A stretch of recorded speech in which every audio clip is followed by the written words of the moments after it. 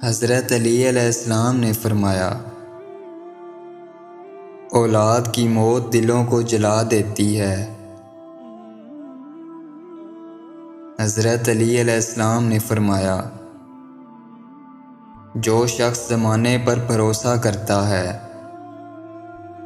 وہ زمانے سے ہار جاتا ہے۔ حضرت علی علیہ السلام نے فرمایا، سب سے بہترین اعمال وہ ہیں جن کا مقصد اللہ کی خوشنودی حاصل کرنا ہے۔ حضرت علی علیہ السلام نے فرمایا، سب سے پہلی عبادت یہ ہے کہ انسان مصیبت میں صبر کر کے اللہ پاک سے مدد کا منتظر رہے۔ حضرت علی علیہ السلام نے فرمایا،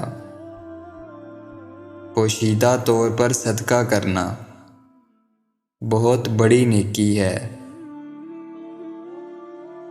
حضرت علی علیہ السلام نے فرمایا، انسان واحد ایسی مخلوق ہے جس کا زہر الفاظ میں ہوتا ہے۔ حضرت علی علیہ السلام نے فرمایا، دنیا دھوکہ دیتی ہے، نقصان پہنچاتی ہے اور گزر جاتی ہے۔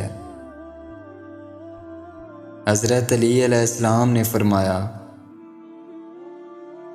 ایک اچھا انسان دوسروں کو معاف کر دیتا اور بھول جاتا ہے۔